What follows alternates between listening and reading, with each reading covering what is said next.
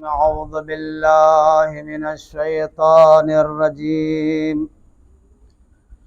بسم الله الرحمن الرحيم. الحمد لله رب العالمين، والصلاة والسلام على أشرف الأنبياء والمرسلين.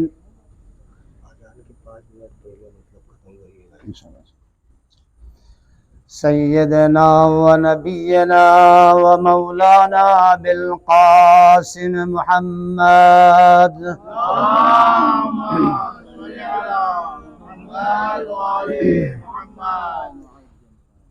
أما بعد، فقد قال الله تبارك وتعالى في كتابه الكريم: بسم الله الرحمن الرحيم. لا يتخذ المؤمنون الكافرين أولياء من دون المؤمنين. صلوات پڑھ دیں محمد وآل اللهم صل على محمد وآل محمد وعجل فرجهم. آج خداوند متعال نے توفیق عنایت فرمائی ہے کہ کچھ بزرگوں کے حکم کی بنیاد پر یہاں حاضر ہونا پڑا. ویسے یہ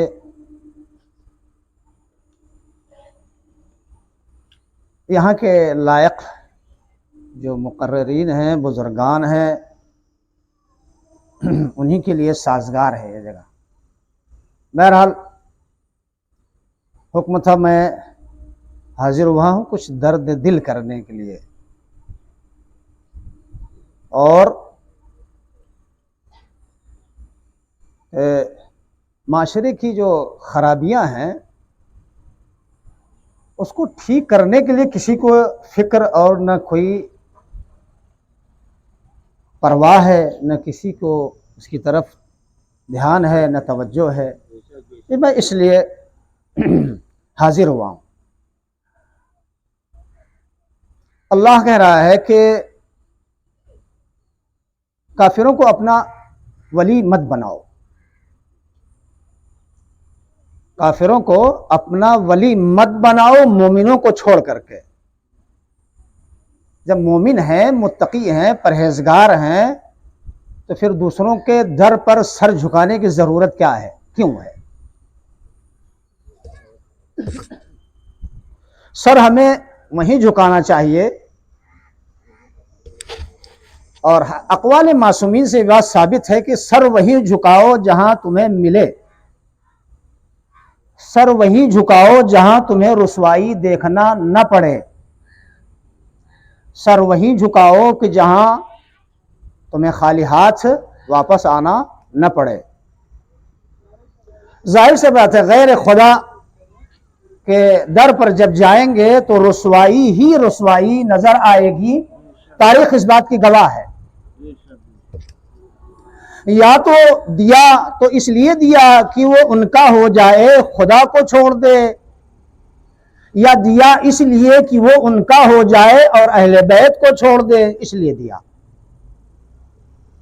تو ہماری عقل مندی یہ ہے کہ ہم ایسے کو رہبر چنیں، ایسے کو اپنا ولی بنائیں کہ جو ہمیں صراط مستقیم پر چلنے کے لیے گامزن رکھے، اس سے ہمیں منحرف نہ کرے. اگر ہمیں اسے منحرف کر دے تو وہ ہمارا رہبر نہیں ہو سکتا ہے. اگر ہمیں نور کی روشنی نہیں دکھاتا ہے اور نور کی روشنی سے نکال کر کے اندھیرے کی طرف لے جائے، وہ ہمارا ولی اور رہبر نہیں ہو سکتا ہے. آیت الکرسی میں آپ یہی پڑھتے ہیں. اور خاص طور سے وہ جو دکھ درد مصیبت میں مبتلا رہتے ہیں نا، تو صبح اور شام تو ضرور پڑھتے ہیں کہ اللہ ولی الذین آمنوا یخرجہم من الظلمات الی النور. میرا ولی وہ ہے کہ جو اندھیرے سے نور کی طرف لے جاتا ہے. صبح شام یہ کرتے ہیں.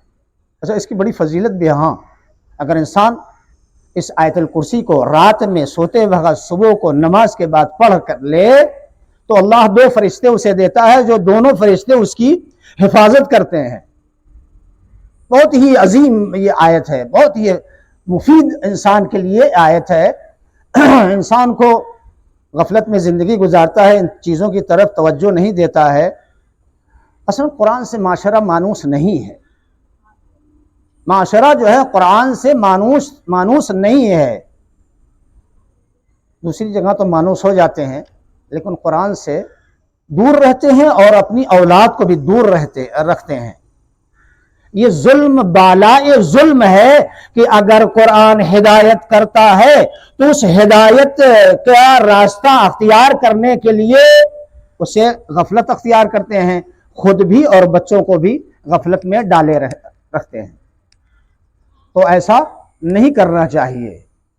جو نور کی طرف لے جائے اور نورانی بنائے دل اور دماغ کو، اس سے تو ہم دور ہیں، لیکن اگر کوئی چیز ہمیں اندھیرے میں لے جانے کے لیے کوئی چیز موجود ہے تو اس کی طرف ہم بہت تیزی سے اپنا قدم بڑھاتے ہیں۔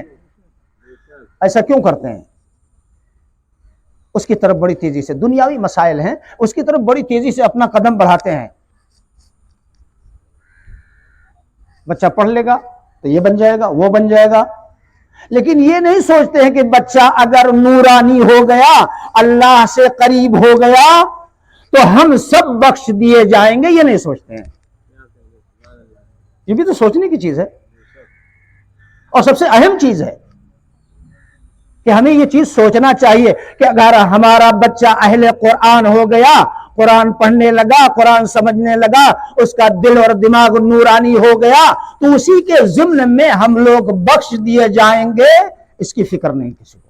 لیکن اور دوسرے میدان میں بہت زیادہ فکر ہے۔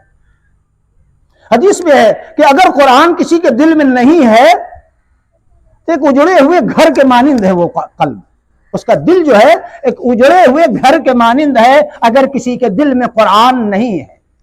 افسوس ہے ایسے افراد پر کہ جو قرآن سے دور ہے، ایک اجڑے ہوئے گھر کے مانند ہے، لیکن پھر بھی کوئی پرواہ نہیں ہے، غفلت کی زندگی میں ڈوبے ہوئے ہیں، لیکن بچہ کدھر جا رہا ہے بے خبر ہے، بچہ کیا کر رہا ہے کوئی اطلاع نہیں ہے۔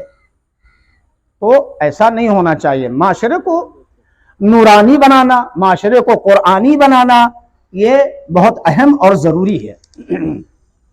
اس کے لیے اللہ نے 2 چیز بھیجی۔ ایسا نہیں ہے کہ ہم محروم ہیں ان چیزوں سے۔ ایک ولایت بھیجی اور ایک جو ہے قرآن بھیجا۔ دونوں جو ہے ہمارے لیے وہ ہدایت کا بہترین راستہ ہے، اس کے علاوہ اور کوئی راستہ ہے بھی نہیں، کوئی راستہ نہیں اس کے علاوہ۔ اگر اس کے علاوہ کوئی راستہ ہوتا تو نبی حتمن بتا کے جاتے کہ بھئی یہ دیکھو تیسرا راستہ یہ ہے، تم اس سے بھی ہدایت لینا، لیکن نبی آئے 2 ہی چیز بتا کے گئے، ایک قرآن اور دوسرے ولایت اہل بیت، کہ یہی 2 چیز ہے ہدایت کے لیے۔ لیکن ان 2 چیزوں سے انسان اتنا دور ہو گیا ہے کہ خود اس کو خبر نہیں، قرآن سال بھر گھر میں پڑا رہتا ہے، موٹی گرد جم جاتی ہے، لیکن کوئی پرواہ نہیں ہے۔ عالم دین آتا ہے تو جس رفتار سے اس سے علم حاصل کرنا چاہیے حاصل نہیں کرتے ہیں۔ حدیث میں ہے کہ 3 چیزیں اللہ سے فریاد کریں گے روز محشر، 3 چیزیں اللہ سے فریاد کریں گی روز محشر۔ پہلی چیز جو ہے وہ کیا ہے؟ قرآن، دوسرے مسجد، تیسرے عالم دین۔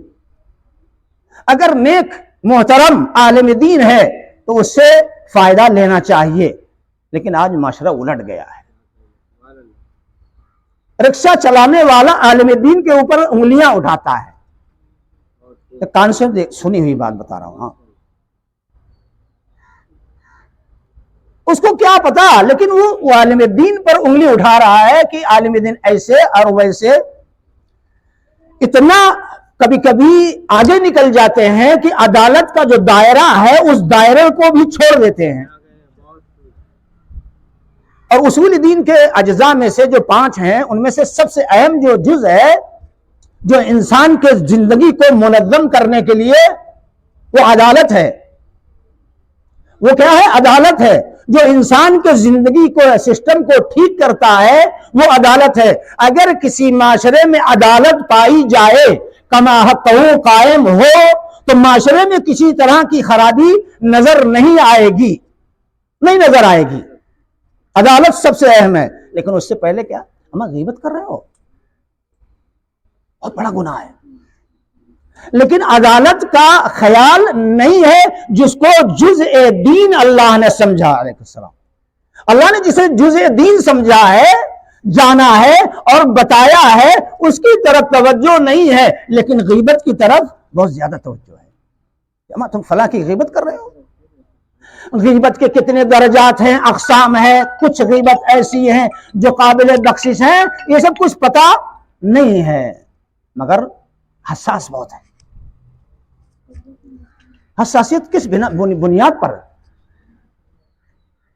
ہمارے چچا نے وہ غلطی کیا ہے، اگر لوگ برائی کریں گے تو بات عیاں ہو جائے گی. ہمارے بھائی نے فلاں غلطی کی ہے، اگر وہ بات لوگوں میں پھیل جائے گی، عیاں ہو جائے گی تو بات سب کو معلوم ہو جائے گا. اس لیے حساس ہے کہ غیبت کرنا بری بات ہے، لیکن عدالت کا جہاں مسئلہ آتا ہے کان بند ہو جاتا ہے اور آنکھ بھی بند ہو جاتی ہے. ایک صلوات پڑھ لیجیے محمد وعلی اللهم صل على محمد وعلى محمد. کان بھی بند ہو جاتا ہے ایسے موقع پر، اور آنکھ بھی بند ہو جاتی ہے، جو کہ سب سے بہترین ابزار ہے معاشرے کو کنٹرول کرنے کا. جیسے ٹی وی کے لیے ریموٹ ہوتا ہے نا، ہر جگہ سسٹم اس کا ٹھیک کرتا ہے ریموٹ. اسی طریقے سے عدالت ہے، دین کے ہر سسٹم کو ٹھیک کرنے کے لیے بہترین جو ہے وہ ابزار ہے عدالت. تو ناانصافی سب سے پہلے آج معاشرے میں جو نظر آتی ہے وہ اولاد کے درمیان لوگ ناانصافی کرتے ہیں، اولاد کے متعلق ناانصافی کرتے ہیں. ایسی ایسی چیزیں ہیں، بڑی لمبی گفتگو ہو جائے گی. میں سوچ کے کچھ اور آیا تھا لیکن کچھ اور. سب سے زیادہ ناانصافی جو ہے اولاد کے درمیان میں ماں باپ کرتے ہیں. انگلش پڑھائیں گے، 1000 روپے 1500 روپے دیں گے، دین کے معاملے میں 200 روپے دینے کے لیے جان نکل جاتی ہے. کیوں ایسا؟ کیوں یہ ناانصافی کیوں؟ کیا دنیاوی پڑھائی سے انسان اللہ سے قریب ہوگا یا دینی پڑھائی سے انسان اللہ سے قریب ہوگا؟ کون سی پڑھائی سے قریب ہوگا؟ کون سا علم اگر حاصل کرے تو جو اللہ سے قریب ہوگا؟ دنیاوی علوم میں تو اتنی مہربانی اولاد کے لیے، اور دنیاوی علوم حاصل کرنے کے لیے اس طرح کی مہربانی. یہ عدالتی اور 2 آنکھ کا ہونا بے انصافی کیوں ہے؟ اس لیے کہتے ہیں نا کہ انسان کو راستہ چلتے کلمہ زبان پہ ورد کرنا چاہیے. ظلم تو نفسی، میں نے اپنے ظلم پر نفس کیا ہے. یہ بے عدالتی گھر میں برقرار کرنا دین کے متعلق، دنیا کے متعلق، یہ ناانصافی کی وجہ سے اپنے اوپر ظلم کیا ہے. تو ہر انسان اس بات کو دہرائے، ظلم تو نفسی، میں نے ظلم کیا ہے. لہذا ایسا نہیں ہونا چاہیے. بچوں کا خاص طور سے دینی معاملے میں بالکل غفلت نہیں کرنا چاہیے، ورنہ ہر انسان کو روز محشر جو ہے جواب دینا ہے اولاد کے متعلق کہ تم نے اپنے بچے کے لیے دین کے متعلق کس حد تک کام کیا، کس حد تک دین کے متعلق تربیت دی. دنیا کے متعلق نہیں پوچھے گا، دنیا کے متعلق نہیں پوچھے گا کہ بی اے کرایا کہ نہیں کرایا، ایم اے کرایا کہ نہیں کرایا، یہ سب نہیں پوچھے گا. صرف اتنا پوچھے گا کہ دین کے متعلق تم نے کون سی تعلیم دی، کس حد تک تعلیم دی کہ بچہ جو ہے دین سے آگاہ ہو کر کے شریعت الہی، شریعت محمدی کے مطابق زندگی گزار رہا تھا اور نورانی زندگی گزارتے ہوئے میرے یہاں آیا. سبحان اللہ سبحان اللہ. ہارون رشید کا ایک بیٹا تھا، قاسم نام تھا اس کا. قاسم نام تھا، لیکن اللہ کیسے انسان، اچھا بعض جگہ لطف الہی شامل حال ہوتی ہے، لیکن اکثر جگہ ایسا ہے کہ باپ کا بہترین رول ہوتا ہے، بہترین طریقہ ہوتا ہے اللہ سے قریب کرنے کا، اہل بیت سے قریب کرنے کا بہترین طریقہ کیا ہے؟ وہ والدین ہیں، ظاہری طور پر، معنوی طور پر قرآن اور اہل بیت ہے۔ تو قاسم جو ہے ایک دم بالکل سادگی دیوانگی کے عالم میں زندگی گزار رہا تھا، جبکہ ہارون جیسا بادشاہ، تو اس کا ایک وزیر تھا جعفر برمکی۔ ایک دن وہ دربار میں آیا، آنے کے بعد جو ہے جعفر نے دیکھا، دیکھنے کے بعد ہارون کی طرف اور ہنسنے لگا۔ ہارون نے کہا بھائی ہنس کیوں رہے؟ ہنسنے کی وجہ کیا ہے؟ کہا کہ میں آپ کو دیکھ کے ہنس رہا ہوں اس لیے کہ یہ بیٹا آپ کا آپ کے اوپر بالکل نہیں گیا ہے، کوئی بھی آدمی یہ دیکھ کر کے نہیں کہے گا کہ یہ آپ ہی کا بیٹا ہے، کوئی نہیں کہے گا۔ علیہ السلام۔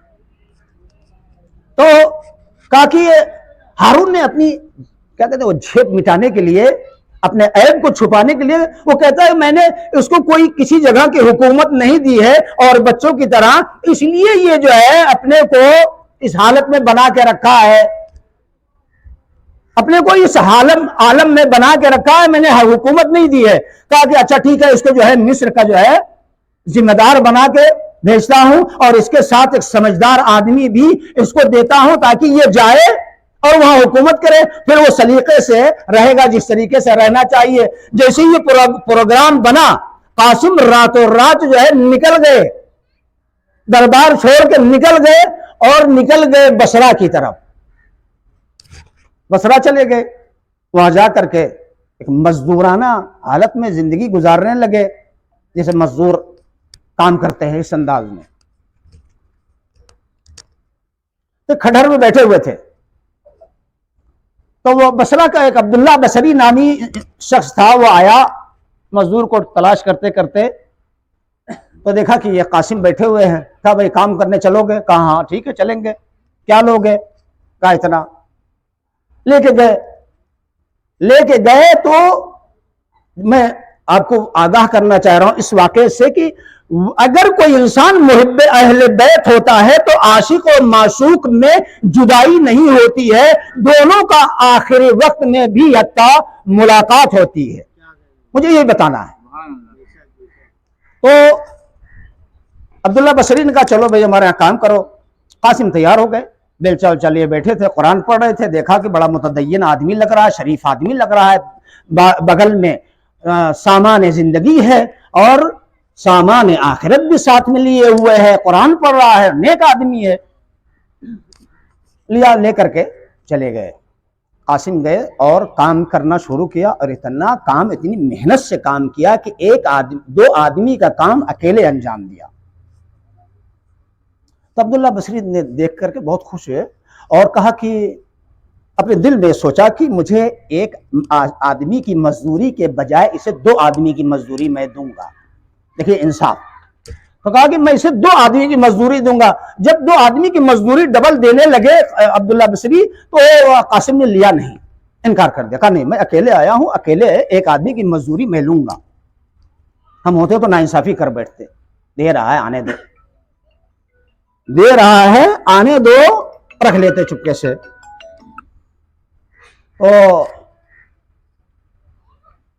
جناب قاسم جو ہے وہ لے کے چلے گئے مزدوری، اور پھر کچھ دن کے بعد عبداللہ بصری کو ضرورت ہوئی کہ میں کام کی، تو پھر اسی میدان کی طرف گئے، کھڈر کی طرف، دیکھا وہ جو ہے نہیں ہے۔ پھر پوچھا لوگوں سے کہاں گئے؟ کہا آج فلاں جگہ ہے وہ، اور وہ اس کے عبادت کا دن ہے، آج کام نہیں کرتا ہے وہ۔ قاسم آج کے دن کام نہیں کرتے ہیں، آج ان کے عبادت کا دن ہے، اور صرف جو ہے وہ سنیچر ہی کو ملیں گے۔ تو سنیچر کو پھر گئے عبداللہ بصری، اور جانے کے بعد کہتے ہیں کہ بھئی میرے ہاں کام ہے کر دو۔ کہا ٹھیک ہے، آئے کام کیا، پھر چلے گئے۔ پھر جو ہے تیسری مرتبہ جب نکلے ہیں تو تلاش کرنے لگے تو قاسم نہیں ملے عبداللہ بصری کو، اور جا کے کھڈر کی طرف دیکھا کہ وہ لیٹے ہوئے ہیں، حالت احتضار میں ہیں۔ حالت احتضار میں ہیں، لیٹے ہوئے ہیں، جناب عبداللہ بصری نے جا کے کہا کہ میں عبداللہ بصری ہوں، وہی جو میرے یہاں کام کرنے آئے تھے. کہا ہاں میں پہچان گیا ہوں. کہا کہ تم نے مجھے پہچانا؟ کہا کہ نہیں میں نے نہیں پہچانا. کہا میں ہارون کا بیٹا ہوں، میرا نام قاسم ہے. جیسے ہی قاسم نام ہارون کا نام سنا وہ گھبرا گیا کہ کہیں کچھ مصیبت نہ آ جائے سر پہ. کہا گھبراؤ نہیں، کچھ گھبرانے کی ضرورت نہیں، یہاں کوئی نہیں آئے گا، کوئی مصیبت تمہارے سر پر نہیں آئے گی، بالکل اطمینان سے رہو، کوئی پریشانی کی بات نہیں ہے. کہا دیکھو یہ میرے پاس یہ قرآن ہے اور یہ کچھ بیلچے وغیرہ رکھے ہوئے ہیں، میری جو قبر کھودے گا یہ بیلچے اس کو دے دینا، اور یہ قرآن جو ہے اس کو دے دینا جو پڑھتا ہو، میرے لیے قرآن پڑھ دیا کرے گا. ہم ایک لقمہ 10 روپیہ خیرات کرنے کے لیے تیار نہیں ہے، لیکن قرآن تو 150 روپے کے ملے گا، وہ تو دینے کے دور کی بات ہے. کہ یہ قرآن اسے دے دینا جو ہے آ کے ہمارے لیے قرآن پڑھ دے یا قرآن پڑھتا ہو، کوئی ضروری نہیں کہ ہمارے لیے پڑھے. اور یہ انگوٹھی ہے میری، دوشنبے کے دن دربار لگتا ہے ہارون کا عمومی، وہی انگوٹھی لے جا کے وہاں دے دینا. کہہ دینا کہ قاسم نے کہا کہ یہ اپنے مال میں رکھ دو، روز قیامت خود تم اس کا جواب دینا. لیکن اگر ہم ہوتے اس کی جگہ پہ تو جو آ رہا ہے آنے دو، جاتے وقت دیکھا جائے گا کہ کیا کرنا ہے. ایک صلوات پڑھ دیجیے محمد وآل محمد.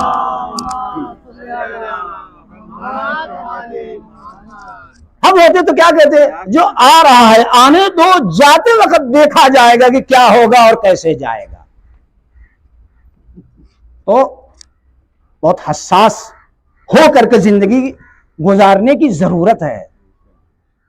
بڑی آسان بھی ہے اور بہت سخت بھی ہے. السلام علیکم ورحمۃ اللہ. زندگی بہت آسان بھی ہے اور بہت سخت بھی ہے. اگر سخت بنائیں گے تو سخت ہوگی، اور اگر آسان بنائیں گے تو آسان ہوگی. یہ ہمارے اوپر ڈیپینڈ کرتا ہے، یہ ہمارے اوپر موقوف ہے.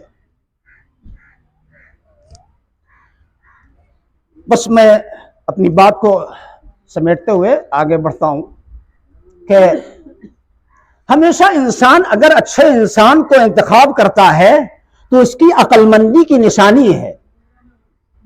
اگر کوئی بھی انسان ہوگا، عقل مند انسان کو اگر انتخاب کرے گا اور اس کو اپنا دوست بنائے گا، اس کی عقل مندی کی نشانی ہے.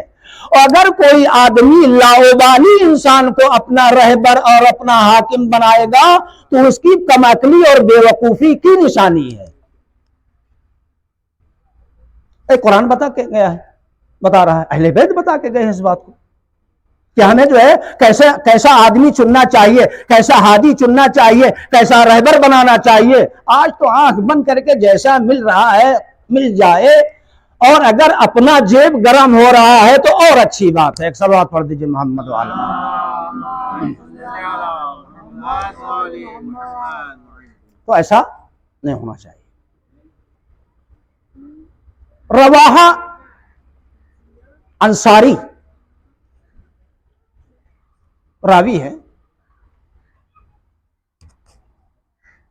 جنگ نہروان سے جب فارغ ہوئے تو کہتے ہیں کہ میں مولا کائنات کے بز میں بیٹھا ہوا تھا، اور مولا نے ایک سپاہی سے کہا، نماز کے فارغ ہونے کے بعد ایک سپاہی سے کہا جاؤ میدان میں ذرا ٹہلو گھومو، دیکھو اگر تمہیں کوئی پرانی کھوپڑی ملے تو لے کے آ جاؤ. بہت دھیان سے سنیے گا، اور درس لینے کی ضرورت ہے، سمجھنے کی ضرورت ہے، سن کے اڑا دینے کی ضرورت نہیں ہے. یہ عقل مندی کا کام نہیں ہے. اسے سمجھنا چاہیے کہ اس واقعے سے ہمیں کیا حاصل کرنا چاہیے. کہنے کہ جاؤ دیکھو میدان میں کھوپڑی ملے گی، اس کو لے کے آؤ. وہ گیا تلاش کر کے لے آیا اور لا کے مولا کے سامنے پیش کیا. تو مولانا کا رکھ دو زمین پہ، مولانا کا زمین پر رکھ دو. اس نے زمین پر رکھا اور حضرت کے ہاتھ میں ایک چھڑی تھی، اس چھڑی سے آپ نے اس کھوپڑی کو ہلایا، اور ہلانے کے بعد کہتے ہیں بتا تو حاکم تھا یا رعایا تھا، غریب تھا یا امیر تھا؟ یہ نہیں کہا اللہ کے اذن سے بتا، یہ نہیں فرمایا، کہا اللہ کے اذن سے بول اور یہ بتا کہ تو حاکم تھا یا رعایا تھا، غریب تھا یا امیر تھا، کہا بتا، حکم دیا۔ عزیزان محترم، ایک خاص بات وہ یہ کہ اگر مرضی الہی اگر اللہ کی لے لیتا ہے کوئی نیک ولی، تو اس کے اندر وہی قدرت آتی ہے جو اللہ کے پاس موجود تھی، اور وہی اللہ نے صلاحیت دی ہے امیر المومنین کو کہ اگر کہہ دے تو بول دیتی ہے وہ چیز۔ ایک صلوات پڑھ لیجیے محمد و آل محمد۔ صلی علی محمد و علی محمد۔ تو وہ کھوپڑی آواز، وہ کھوپڑی جو ہے بول اٹھی فصیح عربی میں، السلام علیک یا امیر المومنین، اور اس کے بعد اپنی پوری داستان اسے سنایا، اور کہتے مولا میں جو ہے ایک زمانہ تھا میرا کہ میں نے دنیا میں حکومت حاصل کرنے کے لیے کیا سے کیا کیا میں جانتا ہوں، اس میں سے کچھ چیزوں کو جو مین ہے وہ میں بتاتا ہوں۔ وہ یہ کہ 1000 شہر جو ہے میں نے خراب کیا، 1000 بادشاہوں کی حکومت کو توڑا، 1000 کنیزوں سے شادی کی، 1000 غلاموں کو خریدا، اور خشکی سے لے کے تری تک، پہاڑی سے لے کے صحرا تک، میں نے ہر جگہ جہاں تک میری رسائی تھی حکومت حاصل کرنے کے لیے میں نے اپنی ایڑی چوٹی کا زور لگا دیا، وہاں تک میں نے پوری طاقت لگا دی حکومت حاصل کرنے کے لیے، یہاں تک کہ مجھے لوگ جو ہے ملک الموت کہتے تھے۔ اب آپ خود اندازہ لگا لیجئے کہ کسی انسان کا اگر نام پڑ جائے ملک الموت تو خود آپ کو اندازہ ہو جائے گا کہ کتنا خطرناک انسان یہ تھا، کتنا ظالم انسان تھا یہ۔ مجھے ملک الموت کہتے تھے۔ میں جب مر گیا، جب آخری وقت میرا آیا تو ملک الموت آئے اور کہنے لگے کہ بس اب ہو گیا، جو کچھ کرنا تھا کر لیا، ظلم کی آخری حد پر تم تھے، اب اس کے بعد کوئی راستہ تمہارے پاس نہیں ہے، سارے راستے تمہارے بند ہو چکے ہیں۔ جیسے ملک الموت نے یہ بات کہی تو میرا جسم جو ہے بے ہوش ہو گیا، ٹھنڈا پڑ گیا، ایسا لگتا ہے میرے جسم میں جان نہیں ہے، میں مر گیا، اور میرے جسم میں جان نہیں ہے، مر گیا، اور اب میرا عالم یہ ہے کہ 70,000 فرشتے جو ہے مجھ پر گرز آہنین لے کر کے معین ہیں مجھ پر عذاب کرنے کے لیے، اور جتنے میرے جسم میں السلام علیکم آ گئے محمد و آل محمد صلی اللہ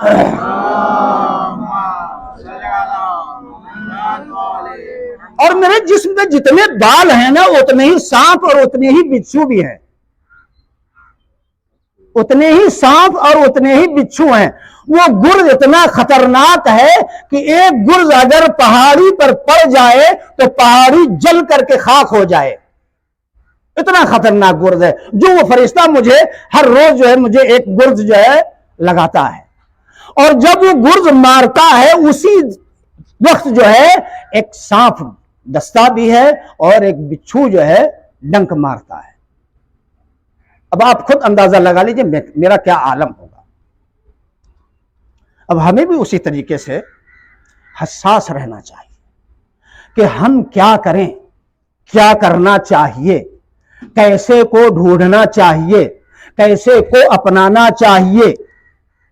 تو جو صحابی کچھ بیٹھے ہوئے تھے، بیٹھنے کے بعد جب یہ ماجرا دیکھا ہے تو رو پڑے، کہنے لگے مولا مجھے معاف کر دیجئے، ہم لوگوں نے آپ کو پہچانا نہیں، جس طریقے سے پہچاننے کا حق تھا اور جس طریقے سے پہچاننے کا حق ہے ہم نے نہیں پہچانا، ہمیں معاف کر دیجئے، جیسا رسول نے پہچانوایا ہم نے غفلت کی اور آپ کو بھول گئے ہیں، اور یہ کہہ کر کے رونا شروع کر دیا، رونے لگے۔ تو مولا نے تسلی دی، کہا نہیں رونے کی بات نہیں ہے، انسان غافل ہے، غفلت میں رہتا ہے، کبھی بھی بیدار ہو جائے، جب بھی بیدار ہو جائے وہ وقت اس کے لیے غنیمت ہے. وہ وقت جو کیا ہے اس کے لیے غنیمت ہے. تو کہنے کا مقصد اور نتیجہ یہ تھا کہ ولایت ایک ایسی نعمت ہے کہ اگر وہ ہمارے نفسوں میں، خون میں، دل میں، دماغ میں اتر جائے تو کبھی نکل نہیں سکتی ہے. اور یہ آتی کہاں سے ہے، کیسے آتی ہے؟ طہارت سے آتی ہے، ہندیت سے آتی ہے، عقل مندی سے آتی ہے، قرآن سے آتی ہے، رسول کی ہدایت سے آتی ہے. ایک صلوات پڑھ دیجئے محمد و آل محمد. صلی علی محمد و آل محمد. تو غلام تھا، اس نے جو ہے اس وقت مولا کائنات کے کوفے میں حکومت تھی اور چوری کیا اس نے. اب کس وجہ سے، مجبوری میں یا کسی کے چڑھانے میں، بہرحال چوری کیا. اور کبھی کبھی ایسا ہوتا ہے نا کہ اگر انسان کا وجدان جاگ جاتا ہے کہ مجھے کرنا کیا چاہیے، میں نے یہ کام غلط کیا ہے یا نہیں کیا ہے، صحیح کیا ہے یا نہیں صحیح کیا ہے، وجدان خود جاگ جاتا ہے اور اس کو حکم دیتا ہے کہ تمہارا کام یہاں غلط ہے، تمہارا کام یہاں صحیح ہے. کبھی کبھی انانیت میں اپنے کو چھپا لیتا ہے اپنے گناہ کے ساتھ کہ بولوں گا تو بے عزتی ہو جائے گی. کبھی کبھی ایسا بھی ہوتا ہے. اور کبھی کبھی کیا ہوتا ہے، جاگ جاتا ہے تو کہتا ہے، بتا دیتا ہے کہ نہیں، میں یہ غلطی کر بیٹھا ہوں، مجھے راہ حل بتاؤ، نجات کا ذریعہ کیا ہے، نجات کا راستہ کیا ہے. یہ عقل مندی ہے، یہ عقل مندی ہے. تو چوری کیا اس نے، مولا کے پاس لایا گیا. مولا نے پوچھا تم نے چوری کیا؟ اس نے کہا ہاں میں نے چوری کیا.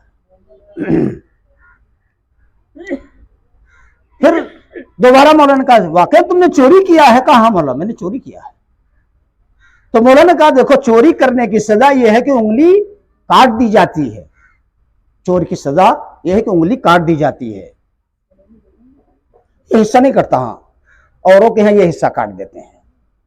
یہ اعضاء الہی سے مربوط یہ چیز ہے، یہ نہیں کاٹ سکتے، انگلی کاٹی جاتی ہے. یہ اعضاء سجدہ ہے، یہ نہیں کٹتا. تو کہا انگلی کاٹ دی جائے گی. کہا مولا کاٹ دی جائے، اب تو سزا، غلطی ہو گئی ہے، سزا مجھے لینا ہی ہے، سزا کا تحمل کرنا ہی ہے، کاٹ دی جائے. کہا کاٹ دی جائے گی. کہا کوئی بات نہیں.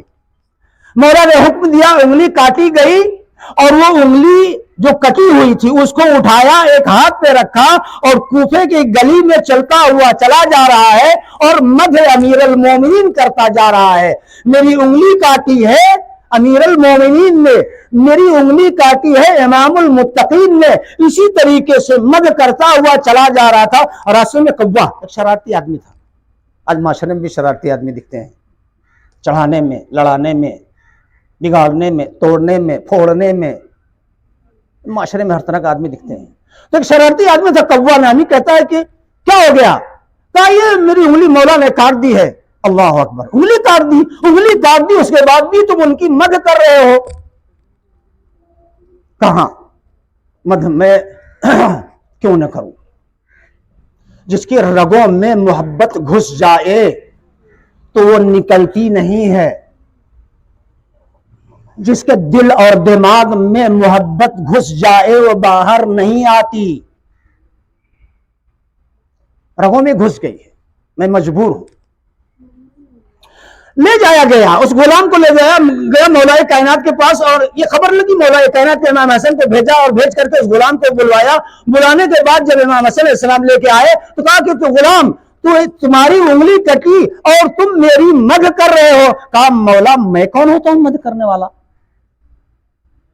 میں کون ہوتا ہوں؟ اللہ نے کروایا. اللہ اکبر، صلوات پڑھ دیجیے محمد والے. اللہ نے کروایا، میں کون ہوتا ہوں؟ میری کیا بساط ہے؟ مولا نے کیا کیا؟ دیکھیں محبت، عاشق اور معشوق کی محبت کیسے قریب ہوتی ہے اور جدائی نہیں ہوتی. مولا نے وہ انگلی لی اور ایک کو ایک سے ملایا. ملانے کے بعد ردا اس پر رکھی اور رکھ کر کے کچھ پڑھا اور جیسے ہی ہٹایا ہاتھ پہلے کی طرح ہو گیا. ایک صلوات پڑھ دیجیے محمد و آل محمد. محمد والی محمد. تو اس واقعے سے یہ پتہ چلتا ہے کہ عاشق معشوق میں جدائی نہیں ہوتی ہے، اصلاح ایک دوسرے کی کر لیتے ہیں. اگر غیر معصوم ہے تو غیر معصوم کی اصلاح کرے گا، لیکن جدائی نہیں ہونے دیتا ہے، جدائی نہیں ہونے دیتا ہے. تو لہذا ہمیں جو ہے اپنا ولی اور حاکم ایسا بنانا چاہیے. نتیجتاً یہ بات کہہ رہا ہوں کہ ایسا حاکم اور ولی بنانا چاہیے کہ جو ہمیں اندھیرے سے روشنی کی طرف لے جائے. ایسا حاکم نہ بنائے کہ جو ہمیں نور سے اندھیرے کی طرف لائے. یہ ہماری عقل مندی نہیں ہے. ایک صلوات پڑھ دیجئے محمد وآل محمد. صلی علی محمد والی محمد. بس میں بات کو اپنی اور سمیٹ کر کے اور نزدیک ہو رہا ہوں کیونکہ وقت ختم ہونے والا ہے.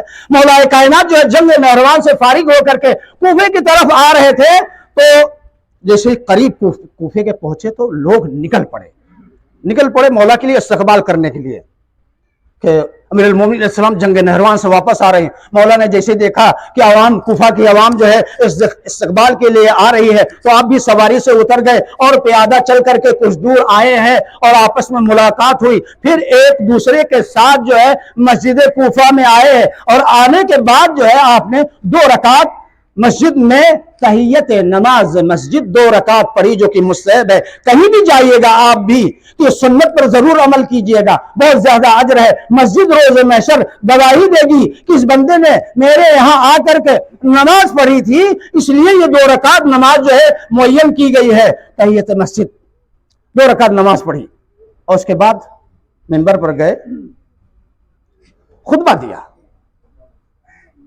خطبہ دے کر کے فارغ ہوئے تو داہنی طرف امام حسن علیہ السلام بیٹھے تھے. صلی علی محمد والی محمد. پوچھا بیٹا رمضان کا دن کتنا گزر گیا ہے؟ تو امام حسن علیہ السلام فرمایا 13 دن نکل گئے بابا. دوسری طرف نگاہ ڈالی اور امام حسین علیہ السلام بیٹھے ہوئے تھے. بیٹا کہا کتنے دن بچے ہیں رمضان کے؟ کہا بابا 17 دن بچے ہیں. آپ نے جب امام نے فرمایا کہ 17 دن بچے ہیں تو آپ نے ہاتھ اپنا داڑھی پر پھیرا ہے. پھیرنے کے بعد کہتے ہیں بیٹا رمضان کا یہ مہینہ میرا آخری مہینہ ہے، جدائی کا مہینہ ہے. عزاداروں رو لیجئے جی بھر کے. ایسا امام دنیا میں نہ آیا ہے اور نہ آئے گا، اور ایسا ہادی نہ آیا ہے نہ آئے گا. ایسی نعمت ہمیں ملی ہے تو نہ ملے گی کبھی. البتہ ہمارے لیے خوش قسمتی ہے، چاہے تو بھی نہیں ہے دنیا میں جانے کے بعد بھی ہمارے لیے مدد کرنے کے لیے ہر وقت حاضر رہتے ہیں. اپنا ہاتھ جو ہے داڑھی پر پھیرنے کے بعد کہتے ہیں حضرت یہ میری داڑھی جو ہے میرے خون سے اس امت کا ایک بدبخت انسان خضاب کر دے گا.